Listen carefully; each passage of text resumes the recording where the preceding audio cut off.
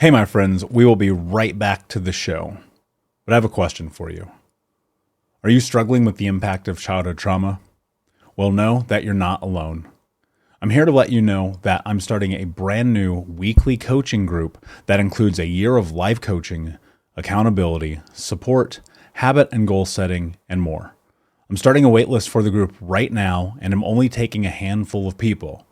And I'll let you know that through this personalized coaching, we'll work together to help you understand how your childhood trauma has shaped your beliefs, behaviors, emotions, and will help you create a roadmap for healing and growth. Right now, you can schedule an absolutely free coaching session with me and get put on the wait list if you go to thinkunbroken.com. My friends, it's your time to turn your trauma into triumph, breakdowns into breakthroughs, and become the hero of your own story. And I'm here to support you in doing that. Just go to thinkunbroken.com to register for a free coaching call with me and to get put on the wait list for the brand new weekly coaching program. Hey, my friends, we will be right back to the show. But I have a question for you. Are you struggling with the impact of childhood trauma? Well, know that you're not alone.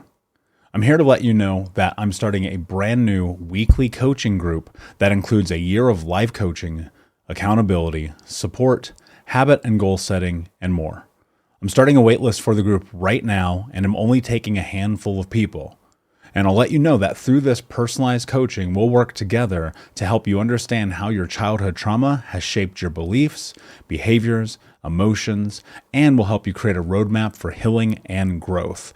Right now, you can schedule an absolutely free coaching session with me and get put on the wait list if you go to thinkunbroken.com. My friends, it's your time to turn your trauma into triumph, breakdowns into breakthroughs, and become the hero of your own story. And I'm here to support you in doing that. Just go to thinkunbroken.com to register for a free coaching call with me and to get put on the wait list for the brand new weekly coaching program. We'll be right back to the show. But before we do, I want to tell you about today's sponsor, factormeals.com, where if you go to factormeals.com/unbroken50 and use the code unbroken50, you can get 50% off your first order. That's factormeals.com/unbroken50. If you're like me and you are a person who is busy trying to create a life, heal, work on their health, wealth, and relationships, and not to mention deal with the day-to-days of normal life, you do not have time to be going to the grocery store and trying to figure out what you're going to cook every single day of the week. In fact, one time I did the math and I realized I was spending over 15 hours a week at the grocery store and cooking. When I added Factor, I got to use that time for myself, for my family, for my friends, for my community, and for my business. And so if you're in the place where you need some more support in the kitchen, head to factormeals.com/unbroken50 and use the code unbroken50 to get 50% off. Hey, my friends, we will be right back to the show. But I have a question for you. Are you struggling with the impact of childhood trauma? Well, know that you're not alone. I'm here to let you know that I'm starting a brand new weekly coaching group that includes a year of life coaching, accountability, support, habit and goal setting, and more. I'm starting a waitlist for the group right now, and I'm only taking a handful of people. And I'll let you know that through this personalized coaching, we'll work together to help you understand how your childhood trauma has shaped your beliefs, behaviors, emotions, and will help you create a roadmap for healing and growth. Right now, you can schedule an absolutely free coaching session with me and get put on the wait list if you go to thinkunbroken.com. My friends, it's your time to turn your trauma into triumph, breakdowns into breakthroughs, and become the hero of your own story. And I'm here to support you in doing that. Just go to thinkunbroken.com to register for a free coaching call with me and to get put on the wait list for the brand new weekly coaching program. Hey, what's up, Unbroken Nation? Hope that you're doing well wherever you are in the world today. I'm very excited to be back with you with another episode with my guest, Mandy Harvey, who is an inspirational speaker and trauma healing guide. Mandy, my friend, how are you today? What is happening in your world? I'm doing great. I'm trying to make time to enjoy the summer with my family amidst all the crazy busyness, but really enjoying it. Yeah, good. Same. I don't have family, but friends and things of that nature. I found myself today just thinking to myself, it's a beautiful day. It's a beautiful day, and I cannot wait to enjoy it. So, Yeah. before we get to that, though, I'm very excited to have you here with us today. For those who do not know you, tell us a little bit about your backstory, your journey, and how you got to where you are today.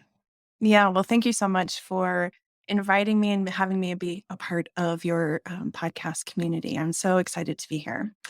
So, I got into being a trauma healer, a trauma healing guide, and inspirational speaker because of my own story. I always started off by saying I was born into trauma. And what that means is that I was born to a single mother, and we were pretty poor. We didn't have a lot of money, which meant she worked multiple jobs. But she was living in her own trauma. She had not healed from her own past, which meant that she invited partners and men into her life who were not the healthiest and who were not the greatest in terms of being a supportive partner for her, but also they took out a lot of their unhealthy habits and patterns to me, meaning I grew up in a home where I was sexually abused for multiple years with many different men. I grew up in a home where I was neglected. I was left alone a lot. I was taught very quickly or I learned very quickly that I had to take care of myself. So at a very young age, my boundaries, my sense of space and who I was taken advantage of. And early on, I learned I am the parent here because my parent was not there. And anytime I tried to rely on her, she wasn't available to hold that space. So I became very strong, very independent as a child, learning how to take care of myself in days when I was left alone. And this continued for many, many years until I was about 12 when she married her last husband. And he was, I always describe him as the closest thing to the devil that I've ever met in the earthly experience. He was very manipulative. He was a police officer. So he had an outward appearance of being someone who you might find support or help with. But inside my home, he was very manipulative, very abusive. And the sexual abuse started to ramp up. The manipulation started to ramp up. And this happened for a couple of years.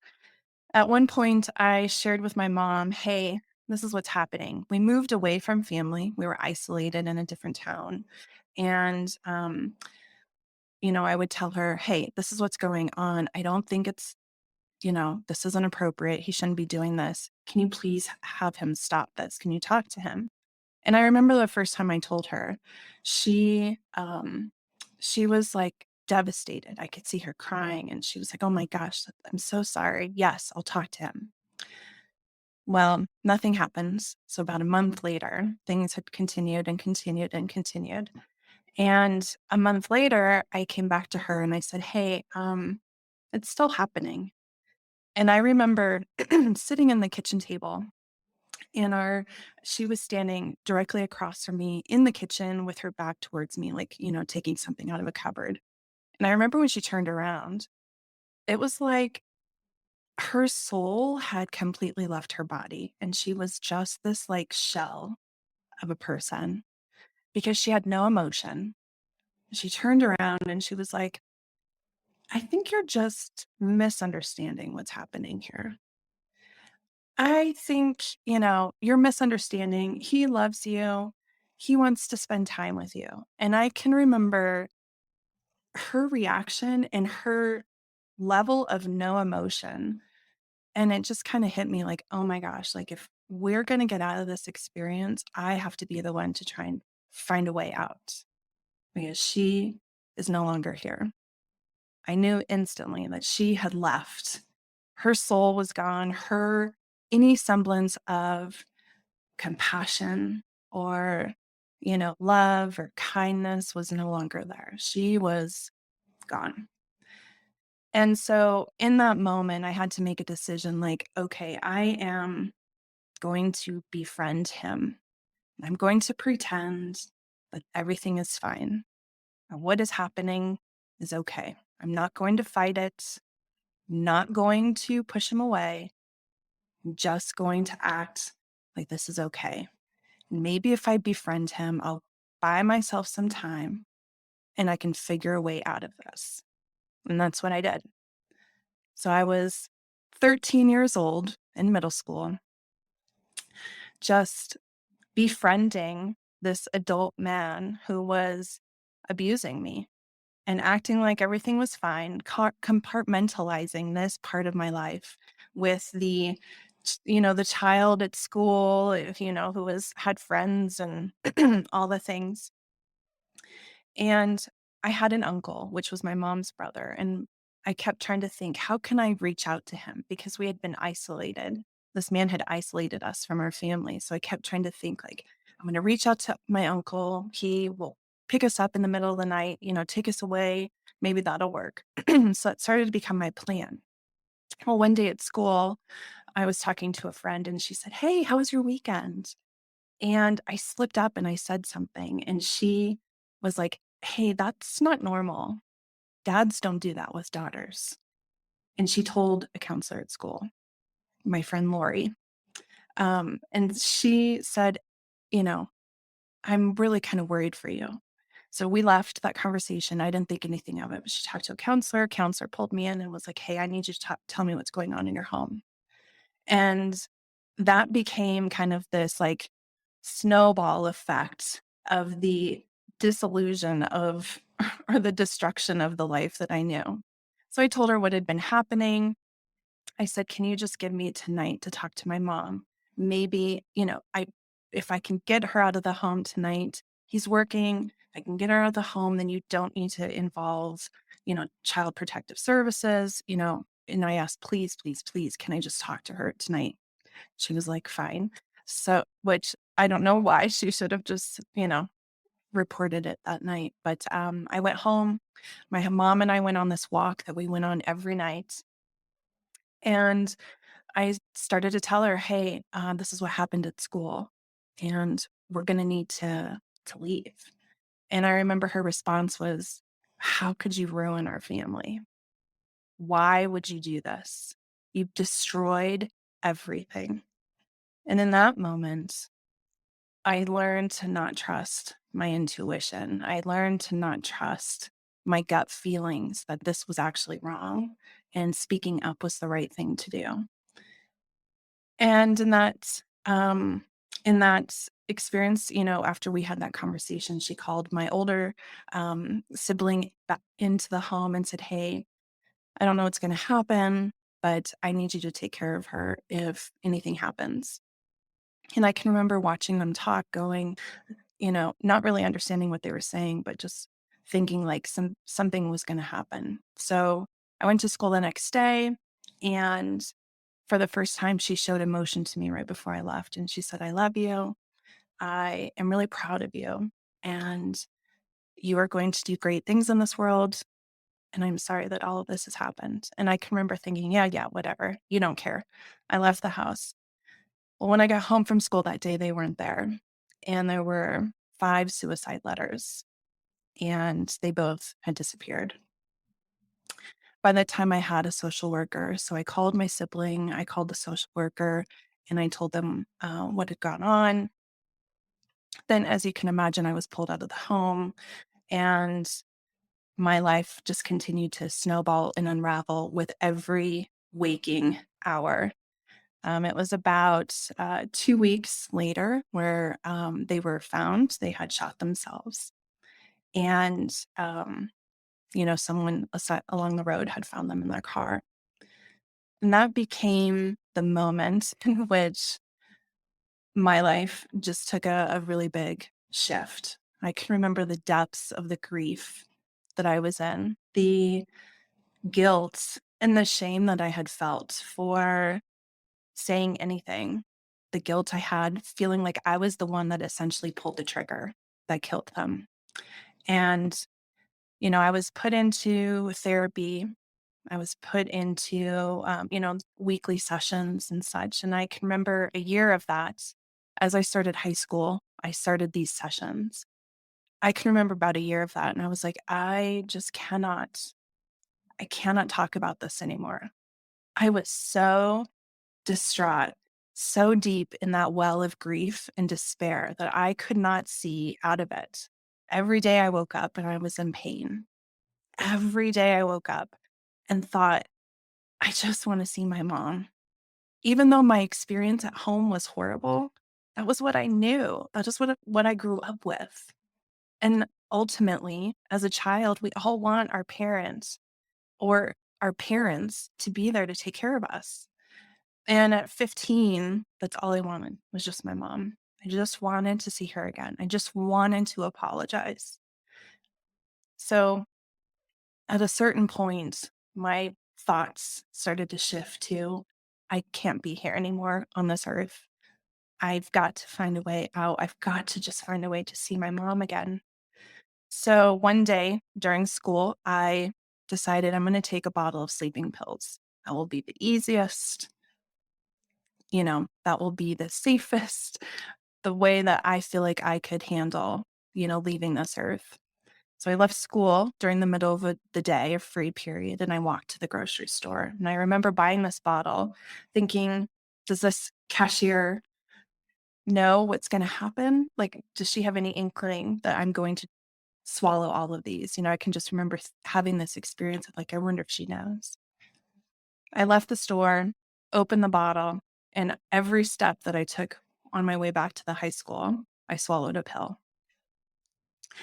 And I don't remember getting back to the school, but I remember the moment before I woke up. And that was, I can remember being in this beautiful, bright, warm space. It was like this bright golden light.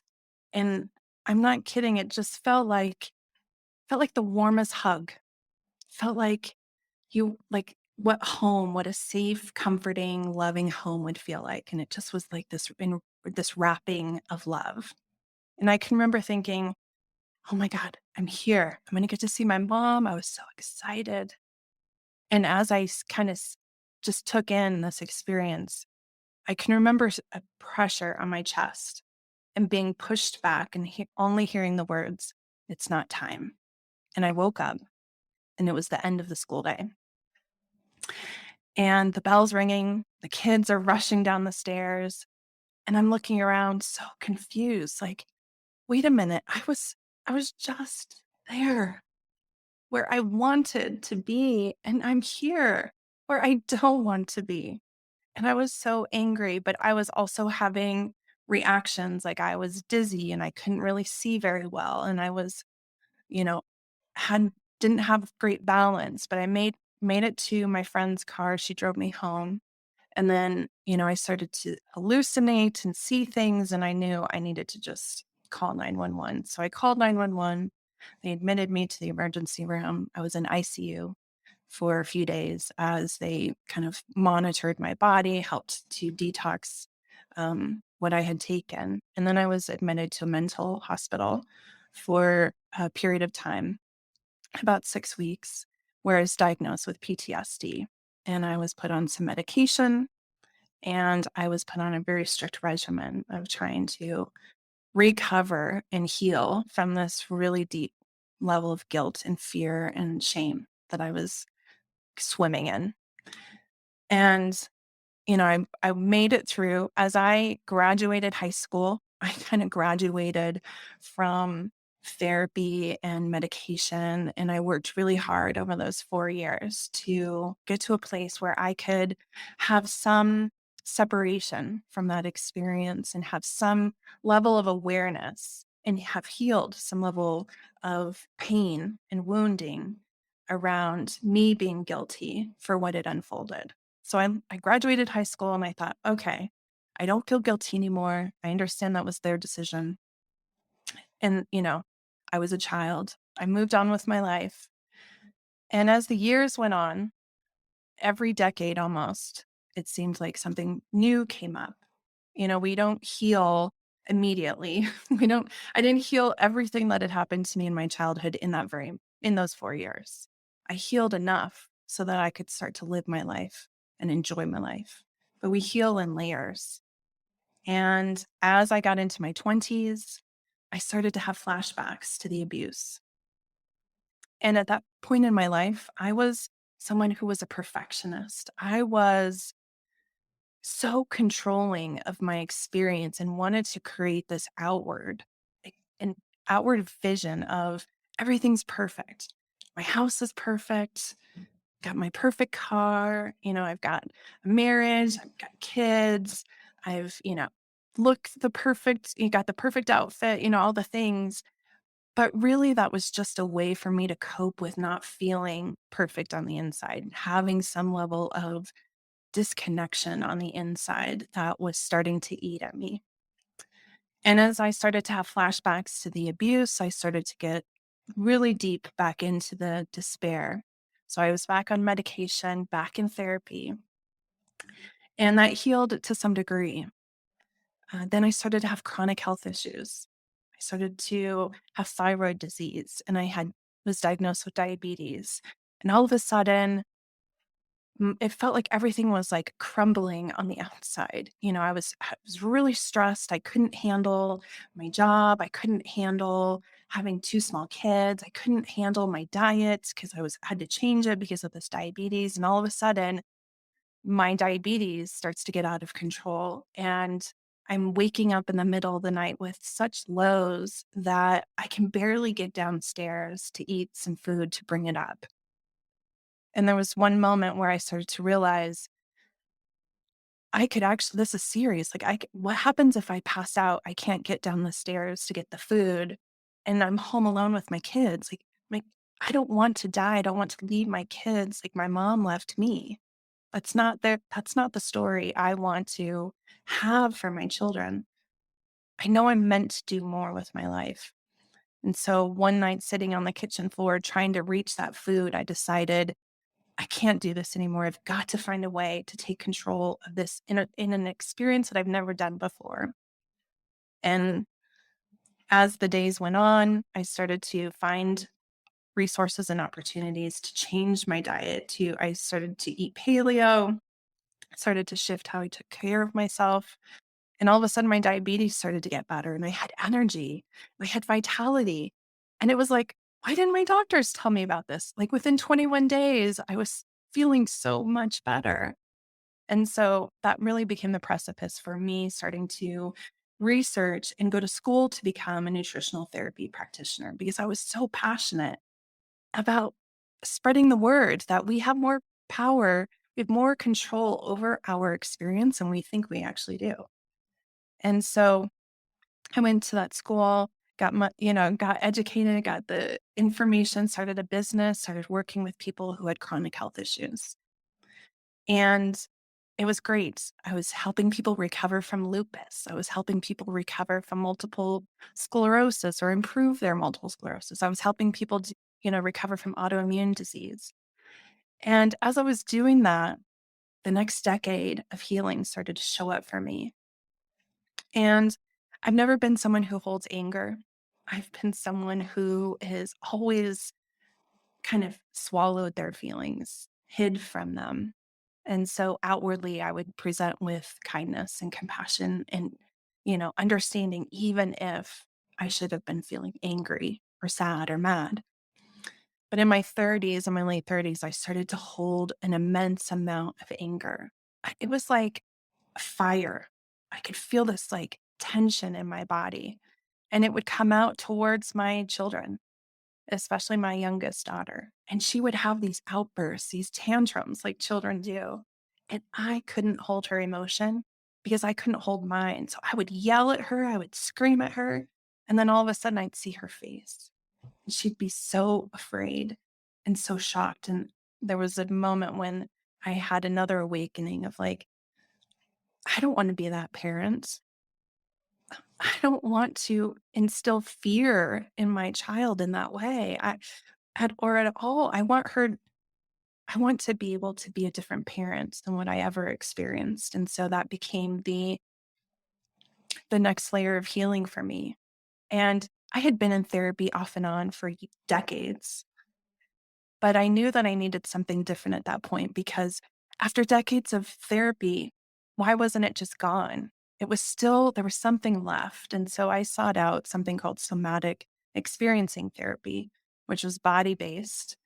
And it helped me to understand that I was still holding all of that trauma in my tissue, in my body, that I was still holding parts of me, younger parts of me that were still in my system that needed to be healed. And I spent a couple of years really deep diving into healing those. And that became when I decided to become a somatic experiencing practitioner myself, because I saw the power of how quickly we can recover our life and our experiences by healing at the body level. And so I went through education and certification to be trained in that. And so today in my business, I work with people when I'm not speaking. I work with people, help guide them through healing the trauma at the body level, while also integrating functional nutrition practices that can help open up the body for the healing, because it's a multi-layer process.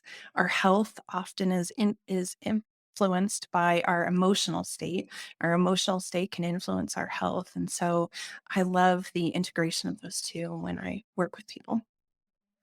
Hey, what's up, Unbroken Nation? Just want to take a moment and invite you to be my guest at Think Unbroken Conference this November. That's right. Think Unbroken is hosting our Unbroken Con for free. It's 5 days of trauma transformation information with myself, special guests, and even some of the leading experts in trauma education from around the world. For 5 days, we're going to jump into what it means to actually take the steps to be unbroken.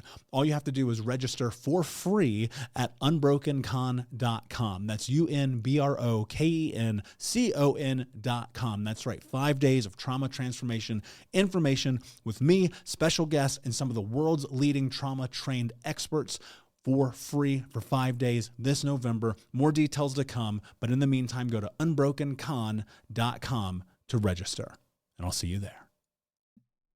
One of the things, and thank you for going in and sharing your story of that capacity. One of the things after having done this show for so long is sometimes I get to sit here and bear witness to people's journey.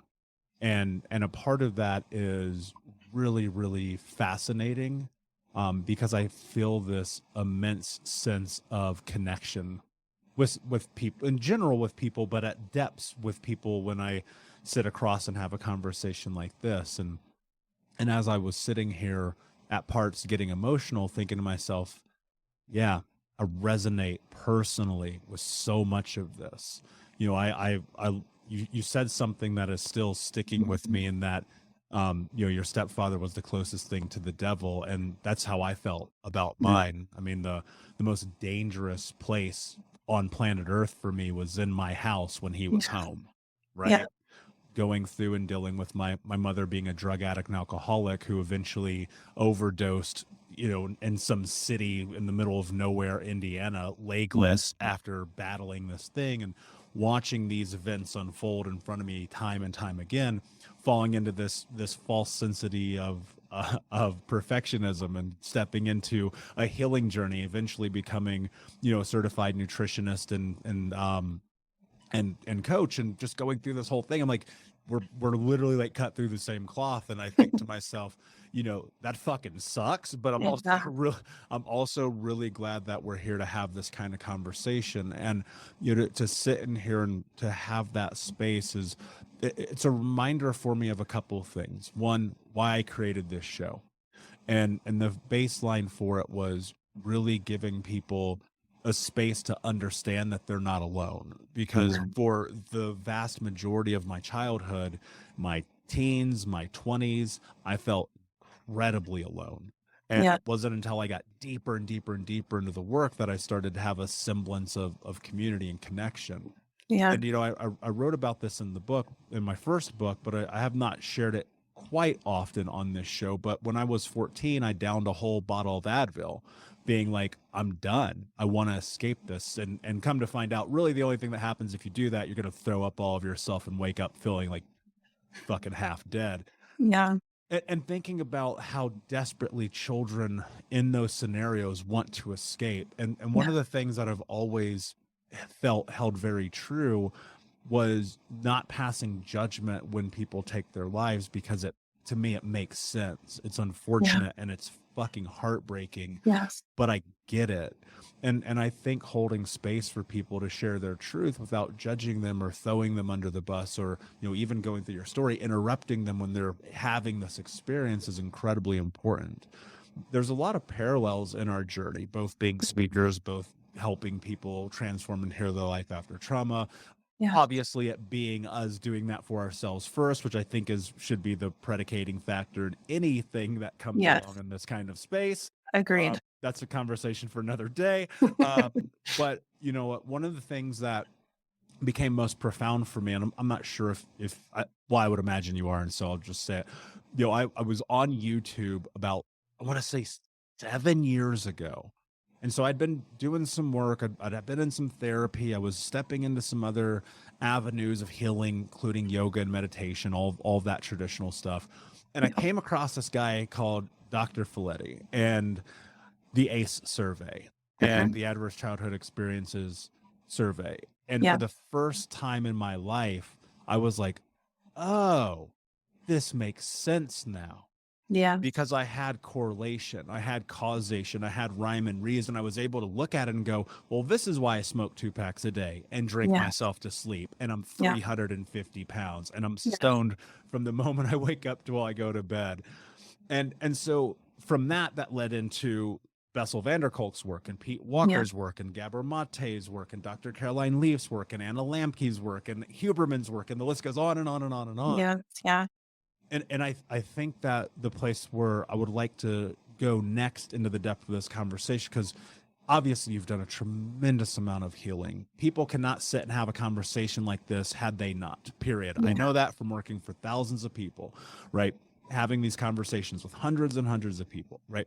And so what was one of the catalysts in this? Was it finding the research? Was it like The Body Keeps the Score? Like, where did the practicality of the journey start to come into play? Yeah, absolutely. It was, yeah, I think first and foremost for me, it was starting that 21-day health journey when I started to have really lots of challenges managing my diabetes. And um, that led me to the work of a functional nutritionist in the UK. Nikki Graddix is her name. And she runs a facility out there that does a lot of this similar work, working with people who've had childhood experiences and who also present with autoimmune conditions and whatnot. And I attended a free webinar of hers, and I can remember she also brought up this ACEs study and started to essentially like tell my life story without even knowing me. You know, she's talking about how early childhood trauma can have an effect on your behavior, on your beliefs, on your biochemistry. And it was like, for me, I'm like, check, check, check. Oh my gosh, I have been living and operating through my trauma. And even though I've been in therapy and whatnot, it was this understanding of the connection between trauma and chronic health issues that really started me down the path of also going to some of those um, uh, influencers and those authors that you were just listing as well. But I didn't read the book right away. Really, it was the research and the information from that webinar from Nikki Graddix in the UK who really started to open my eyes to the fact that my chronic health issues and my perfectionism and my workaholism and all of these things really were, symptoms of an issue from the past that I was still not really addressing. Yeah, and that held true for me as well, because I sat and I looked at it, and the research, and same as you, actually, I didn't read the book for probably a couple of years after discovering it. Yeah. I just wasn't ready, right? Yeah. Honestly, I Right. remember I opened it, I read the first like 3 pages. I was like, nope, not yet. And that was just the Exactly. response I had of wanting to step into some deeper things. But it, Yeah. there's so much evidence now about how the body truly does keep the score, how we keep Yeah. those things innately in us, how they lead to these long-term detrimental health ramifications, early onset heart attacks, dementia, Yeah. diabetes, asthma, lung disease. PTSD is a part of the things that push you kind of into that. Yeah. And so Yeah. one of the things that I have discovered is that, the body has this innate ability to course correct and to heal. And I think I won't run with that, but I'll let you instead be the one to step into that. How do we do that? How do we give our body what it needs to actually be able to heal? Yeah. Yeah. Absolutely. Well, I think it starts by understanding how this unfolds to begin with. When we experience a stressor like that in early childhood, that could be an emotional stressor, emotional wound, it could be a physical wound.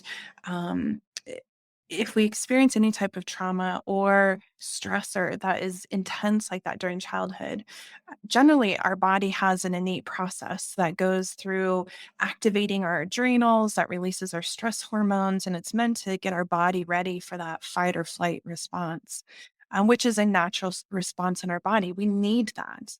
But what happens when we're a child and we've experienced that trauma in childhood and we don't have the opportunity to fight it, which helps us kind of work through and process that energy, or we don't have the ability to flee or run away from the situation, those impulses cannot just switch off. So, what happens is that trauma gets frozen in our body and in our psyche. And then that stress changes our biology so that we essentially, it takes less for us to get stressed. So, our threshold to stimulate a stress response changes. We just get stressed more easily now that this biology shift has occurred.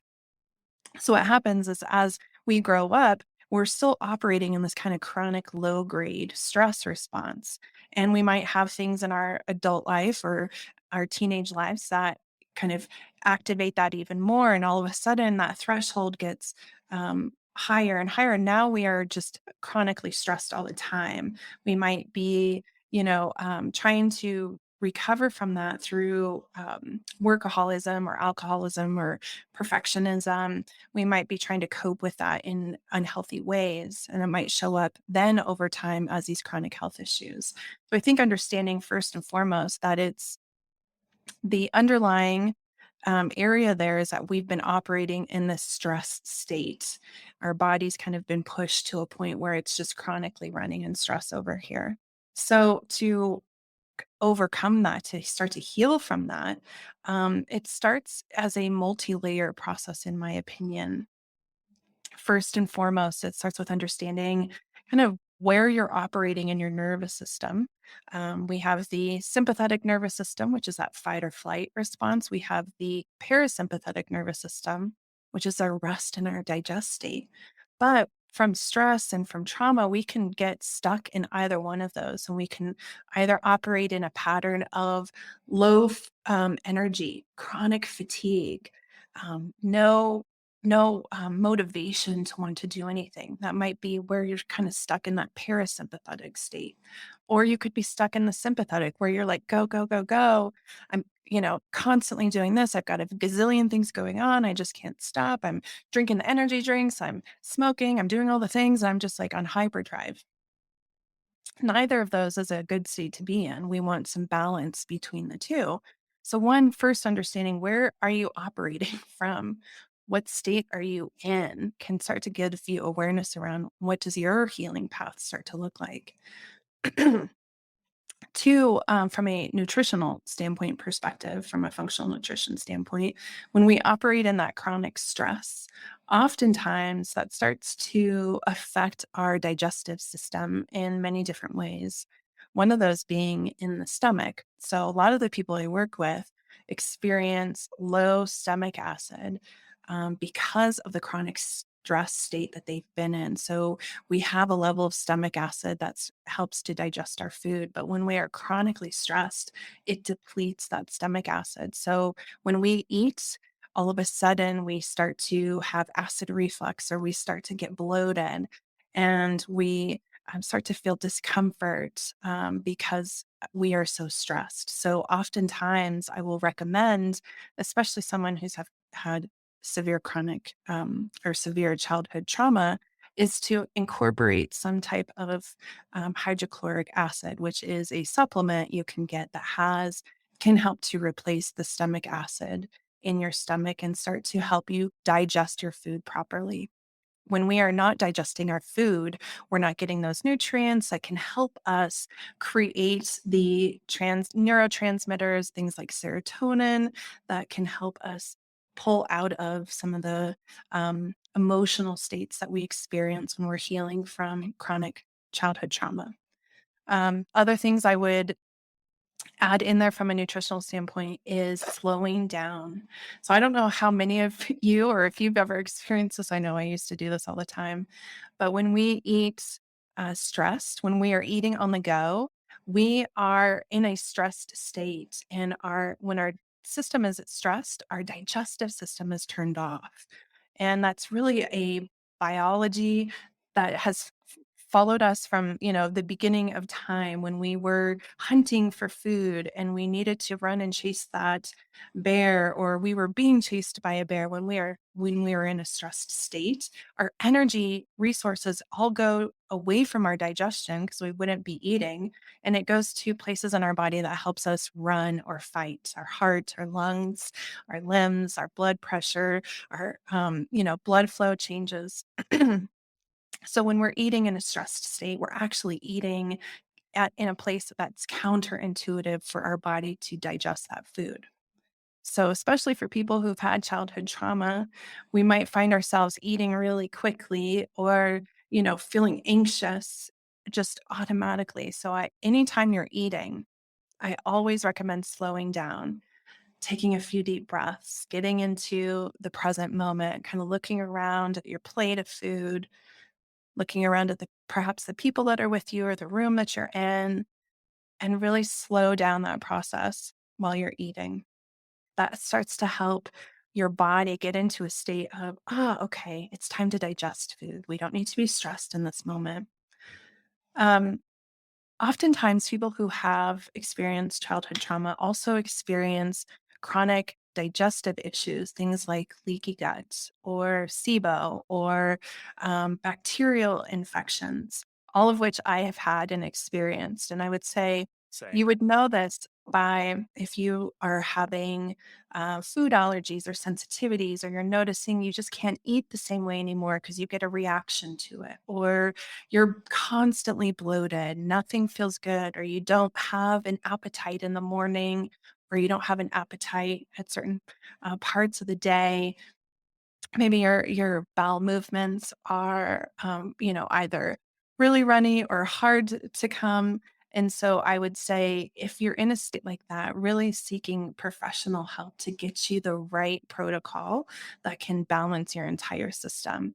I could talk through it, but I think everybody's a little unique and different. And there isn't one protocol that fits everyone's needs. And so I would say seeking out support from a functional nutritionist or a health practitioner that can help give you some of the complete support in that area will be really helpful for healing um, from your past. And that's because when we've got all that inflammation in our body, we don't have the energetic space or the physical space in our body to hold the energy of those emotions that we would experience as we heal. And so, if we want to do that deeper healing, if we want to finally get to a place of peace and calm and joy, we have to also support the body. And sometimes that's done by just simple things like adding in that hydrochloric acid, slowing down, maybe even making sure you're eating the rainbow, a wide range of um, vegetables and fruits.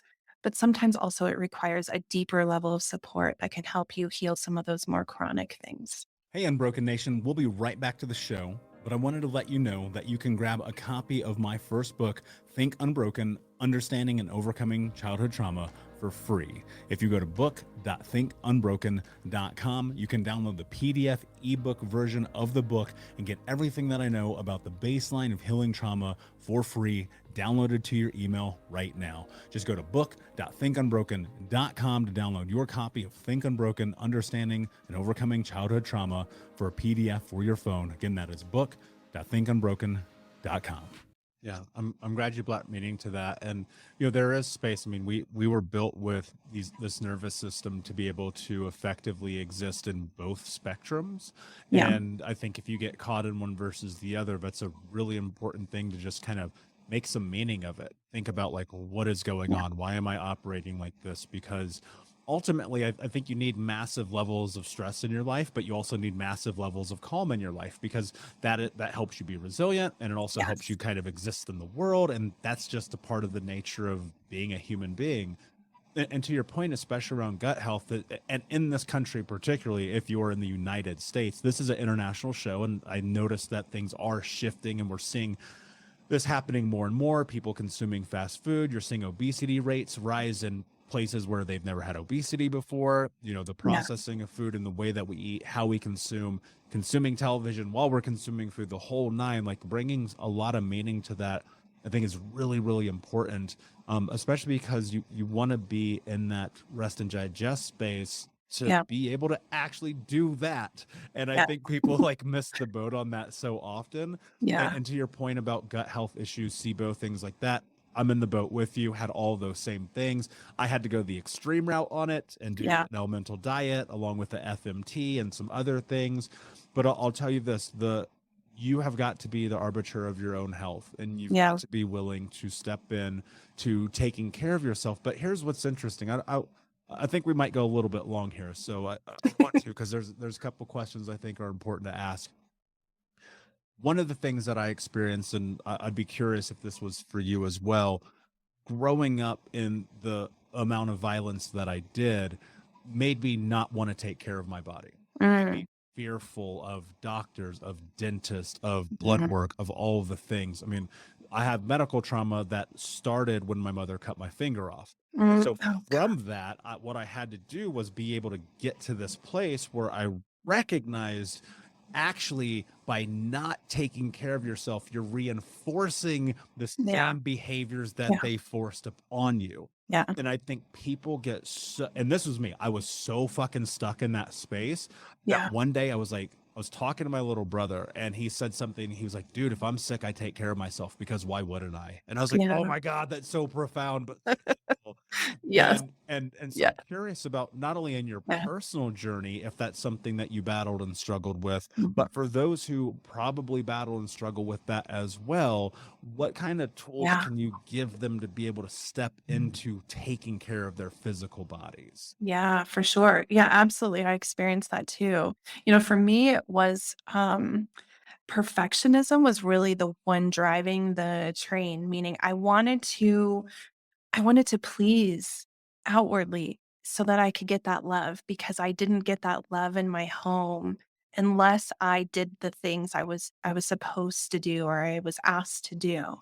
And so that just became the pattern that I operated in. So when it came to my health, for me, as I started to have more tension in my body and I started to have more outwardly stress, I tried to control my experience inwardly, meaning I restricted my diet and I looked out culturally, like, what is a healthy woman supposed to be like? She's thin, she's got the long hair, she's, got the gap between her legs, or, whatever culturally those messages were. I started to take those on and be like, okay, I'm going to restrict my diet.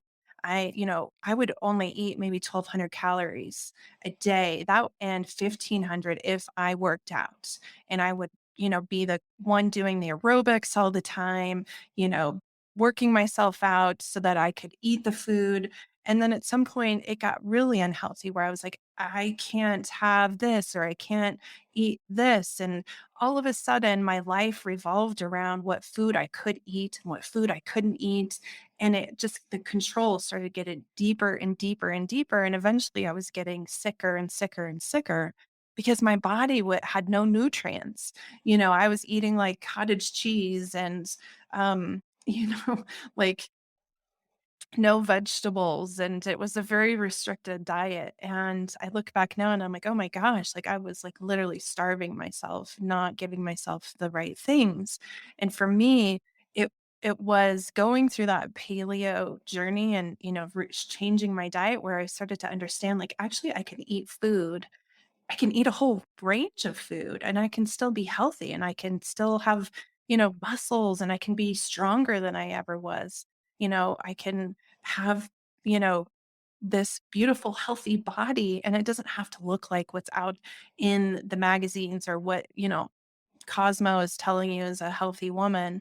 And that for me started to become the shift, because I had to shift this mentality of like, I don't need to please anyone else. Like, I can be me. And me looks like this. And me is healthy when I eat these things.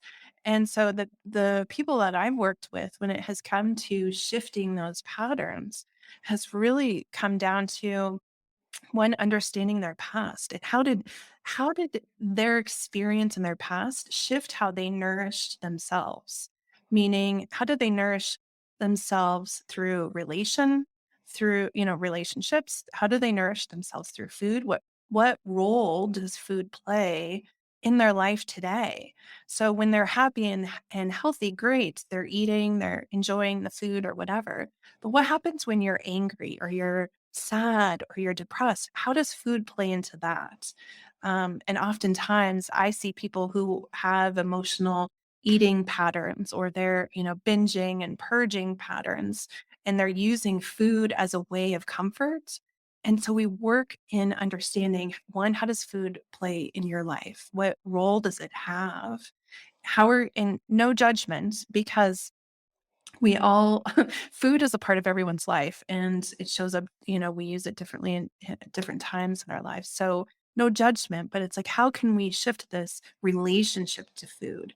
And so when I work with people, we look at that relationship and we start to implement healthier ways to handle. So if I'm using food as a coping mechanisms for my emotions, I'm going to walk them through my love methodology to help them understand how to process those emotions without needing the food as a part of that experience.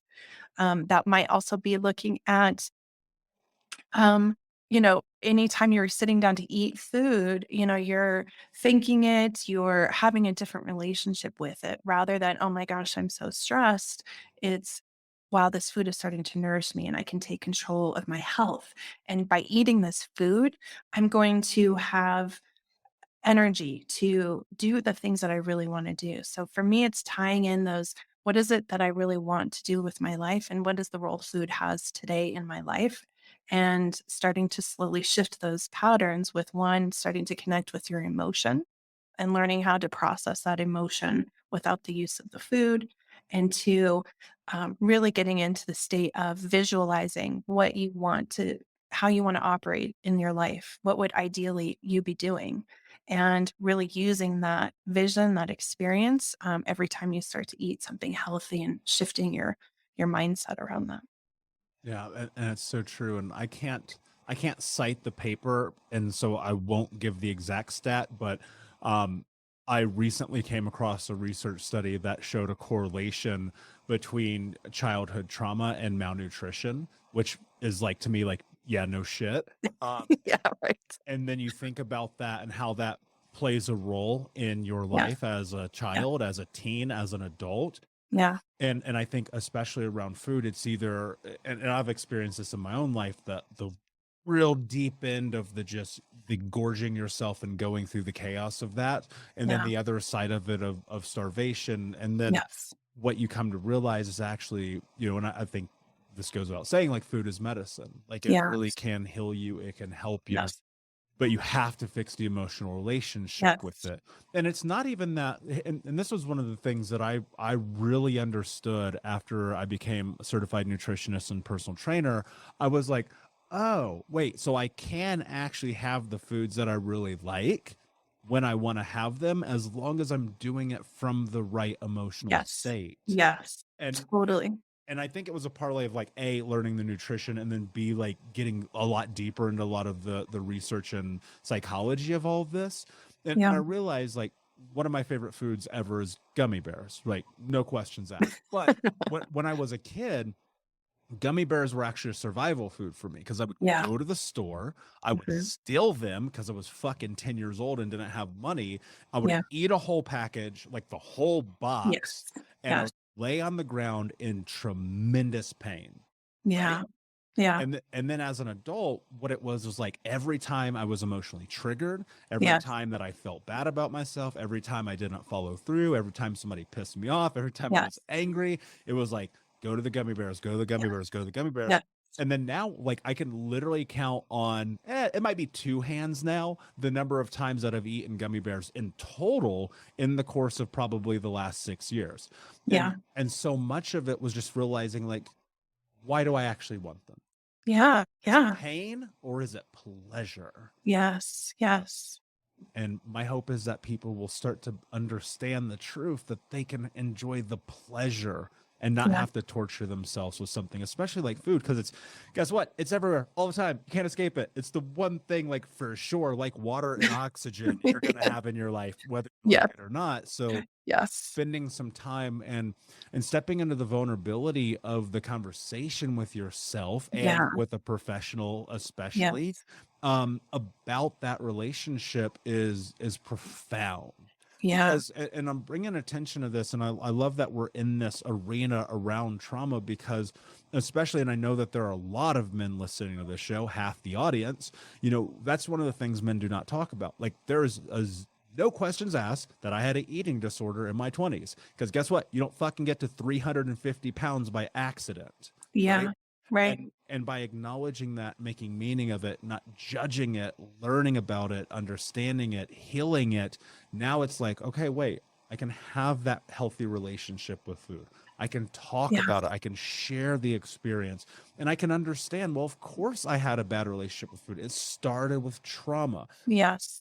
Causation and correlation is everything here. And I Yeah. think that's one of the things that, through our mutual journeys, both having stepped through some devastating territory. I won't put words in your mouth, but I'll say this about myself. I'm not particularly special. I'm not particularly a guy who is a genius. I'm not particularly anything other than a human being that just became very, very clear about the want to heal this. Yes. And Absolutely. that created massive change for me. And so I'm Mhm. curious, before we start to trail off here, for folks listening, where's starting point? Where's the jump off? Because I know there are people listening, they're suffering, they're hurting, maybe they're where you or I have been, and they hear us and they go, well, those guys are special, they figured it out. I'm not, I promise you. I'm just a guy who was really fucking determined. And so I'm curious, from your perspective, like, what's the jump off point here? Yeah, I agree with you. I'm not special either.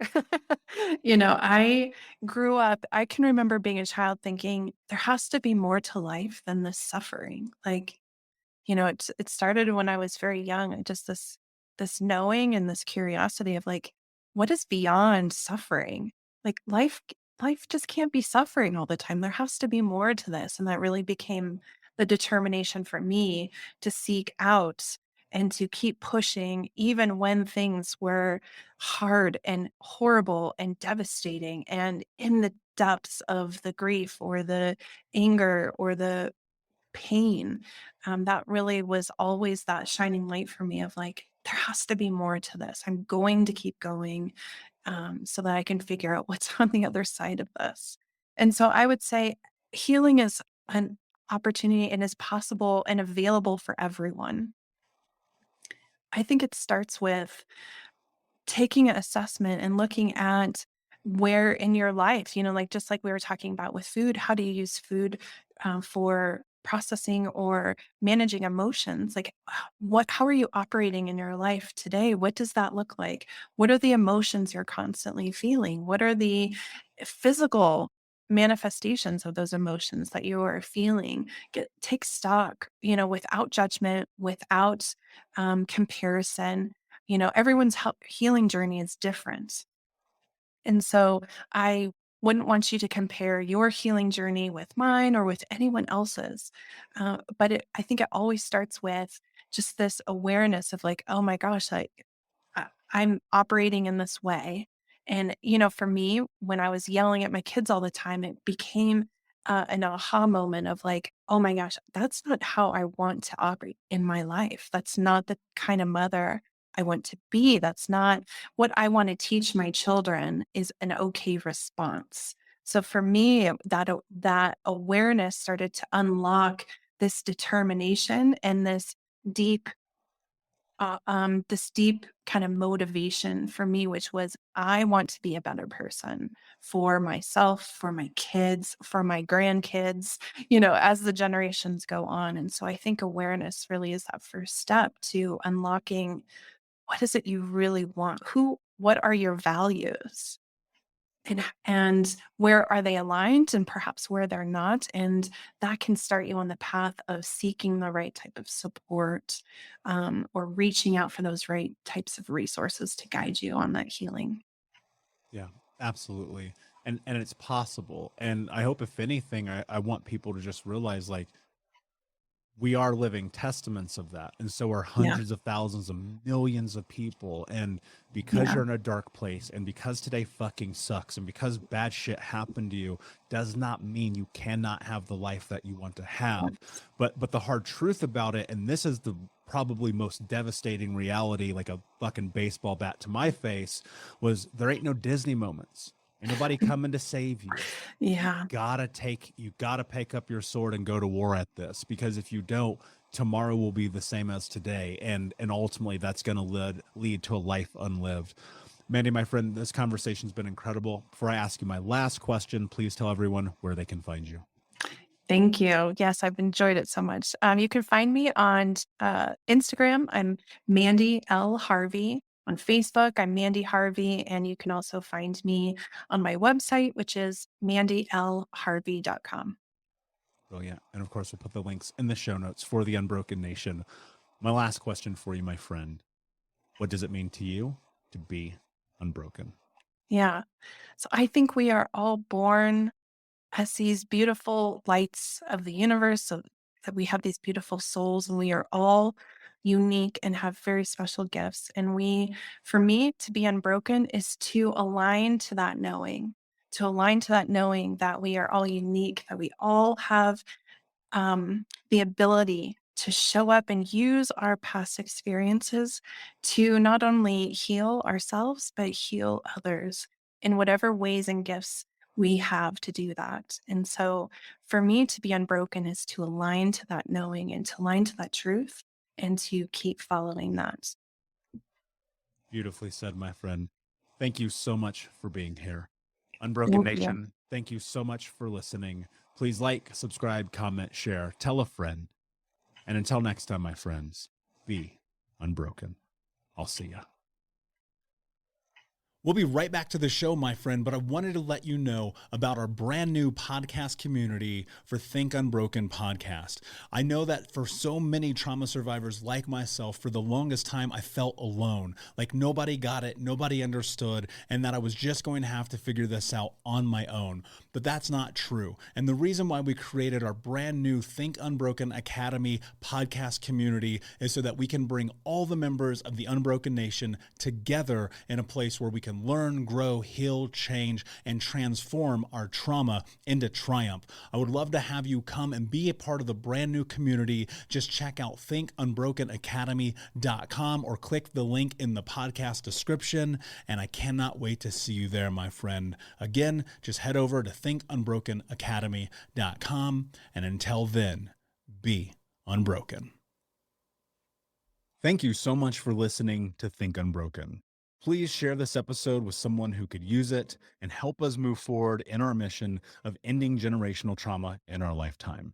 And if you would, please take 5 seconds to pop on iTunes or Spotify, hit that 5-star, leave a review, and you can also reach out to us on social at Michael Unbroken or at Think Unbroken. And of course, you can check out our YouTube channel at Think Unbroken. Thank you for being a part of Unbroken Nation, my friends, and until next time, be unbroken. Doctors take Field of Greens for their own health. Here's Dr. Ryan Green to explain. We're like you, too much fast food and not enough exercise. That's why I take Field of Greens. The fruits and vegetables in Field of Greens support my heart, lungs, kidneys, and metabolism for weight loss.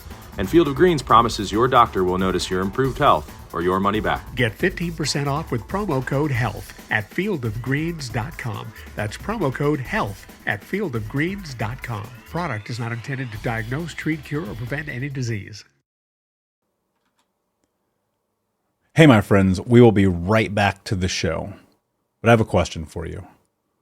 Are you struggling with the impact of childhood trauma? Well, know that you're not alone. I'm here to let you know that I'm starting a brand new weekly coaching group that includes a year of life coaching, accountability, support, habit and goal setting, and more.